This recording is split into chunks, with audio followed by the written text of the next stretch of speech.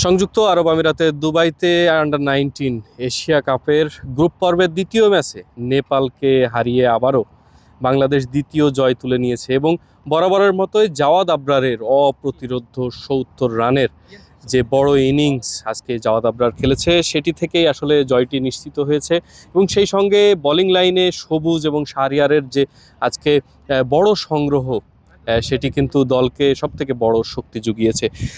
আর যদি বলতে চাই আজকে জাওয়াদ আবরারকে সঙ্গ দেওয়ার মতো আসলে প্রথম থেকে তেমন কাউকে পাওয়া যায়নি। সেখানে রিফাত বেগ এবং আজিজুল হাকিম তামিম কিন্তু কিছুটা ছন্দ পতন ঘটালেও পরবর্তীতে কালাম সিদ্দিকী তাকে সঙ্গ দিয়েছে এবং ৩৪ রানে সে ডাগ আউটে ফিরেছে।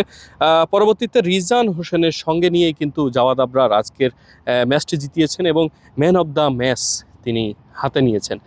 আমরা আজকের ম্যাচ নিয়ে আরও বিস্তারিত কথা বলতে চাই। আমাদের সঙ্গে রয়েছেন বাংলাদেশ প্রেস ক্লাব সংযুক্ত আরব আমিরাতের সিনিয়র ভাইস প্রেসিডেন্ট জনাব SM মোদাচ্ছের শাহ। মোদাচ্ছের ভাই, আপনাকে ওয়েলকাম RTV-তে। আমরা জানতে চাই আজকে যে Bangladesh under 19 team under 19 Asia কাপের গ্রুপ পর্বের দ্বিতীয় ম্যাচে নেপালের বিপক্ষে যে জয়টি নিয়েছে, এই জয়ের আসলে মূল কারণটি বা এই জয়ের পিছনে মূল ভূমিকা কী ছিল বলে আপনি মনে করেন? ধন্যবাদ। আসলে বাংলাদেশ তো আমরা প্রতি ম্যাচে আসতেছি, ব্যাক টু ব্যাক ভালোই করতেছে বাংলাদেশ টিম। আজকে সবুজের যে 3 উইকেট, শাহরিয়ারের 2 উইকেট, 2 মেডেন সহ যে জাওয়াদ আবরারের যে ৭০ রানের যে ইনিংস, এগুলো আসলে বাংলাদেশকে, আমাদেরকে, দর্শককে, সবাইকে খুশি করতেছে। বাংলাদেশের যে ডে বাই ডে ইমপ্রুভমেন্টটা, ওটা আসলে ভালো চোখে পড়তেছে এবং জয়ের জন্য আসলে টিমওয়ার্ক যে খেলাটা দরকার, এটা বাংলাদেশ আসলে আমার মনে হয় টিমওয়ার্ক খেলছে ভালো। তো আশা করছি সেম খেলা আমাদেরকে উপহার দিয়ে বাংলাদেশ নেক্সট কন্টিনিউ করবে যে হ্যাটট্রিকটা।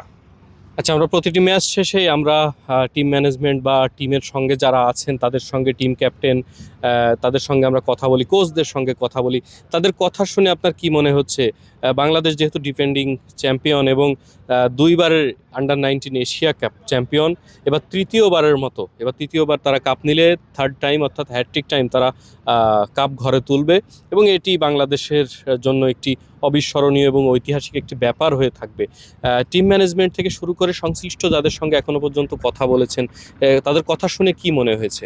না, আমার তো আসলে তাদের কথার মধ্যে খুব কনফিডেন্স মনে হয় ওদের সাথে দেখলে, এবং আমারও ভালো লাগে। যেহেতু আমরা সব টিম এখানে কভার করতে আসছি, তো আমরাও এটা ইমপ্রুভমেন্ট আমরা সচক্ষে দেখতেছি। ইনশাল্লাহ, মানে এটাই আমাদের সুবর্ণ সুযোগ, তারা যে অপ্রতিরোধ্যভাবে খেলছে, তো এটা আপনি জয় আশা করতে পারেন ইনশাল্লাহ।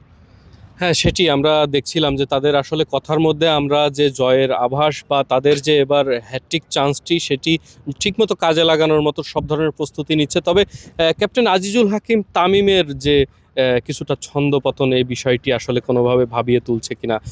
গত ম্যাচে আমরা দেখেছি মাত্র 3 রানের জন্য আজিজুল হাকিম তামিম হাফ সেঞ্চুরি মিস করেছেন এবং আজকে কিন্তু একেবারে রান করতে পারেননি, ফার্স্ট বলেই সে রান আউট। এই বিষয়টিকে কি দেখছেন? ক্যাপ্টেন হিসাবে তার আরও কতটা ইমপ্রুভমেন্ট দরকার? না, ক্যাপ্টেন হিসাবে তাকে আরও ভেবেচিন্তে খেলা উচিত। তবে গত ম্যাচের পরে যেটা আমরা কথা বলছিলাম, সে যেটা আমাদেরকে জবাব দিয়েছিল যে আসলে আমি আমার সেঞ্চুরির থেকেও দলের জয়টা মুখ্য হিসাবে দেখি, সেটা আমার পছন্দ হয়েছে তার জবাবটা। তবে অ্যাজ এ ক্যাপ্টেন আমরা অবশ্যই আশা করব, বাংলাদেশ আশা করছে যে তারা আরও ভালো করবে, আরও দক্ষতার সহিত তার নেতৃত্ব দিবে। হ্যাঁ, থ্যাংক ইউ মোদাচ্ছের শাহ। আমাদের সঙ্গে ছিলেন SM Modasser Shah, senior vice president Bangladesh press club UAE। আমরা শুনছিলাম যে এবারের আন্ডার 19 মেন্স এশিয়া কাপের যে বাংলাদেশের গ্রুপ পর্বের খেলা চলছে, প্রথম খেলাটি আফগানিস্তানের সঙ্গে, সেখানে বেশ উড়ন্ত সূচনা হয়েছে বাংলাদেশের এবং নেপালের সঙ্গেও কিন্তু এক অপ্রতিরোধ্য জয় বাংলাদেশ তুলে নিয়েছে।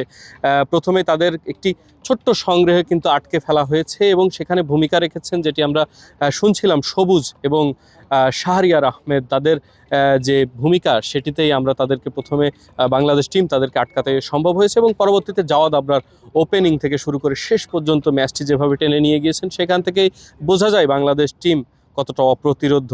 আন্ডার 19 এশিয়া কাপে এবারও তৃতীয়বারের মতো এশিয়া কাপ নিজেদের দখলে রেখে হ্যাটট্রিক টাইম তৃতীয়বারের মতো চ্যাম্পিয়ন হয়ে ইতিহাসে নতুনভাবে বাংলাদেশ নাম লেখাবে, এমনটি প্রত্যাশা। সংযুক্ত আরব আমিরাতের দুবাই আলাইন রোডের দ্য সেভেন্স স্টেডিয়াম থেকে SM সাফায়েত, RTV।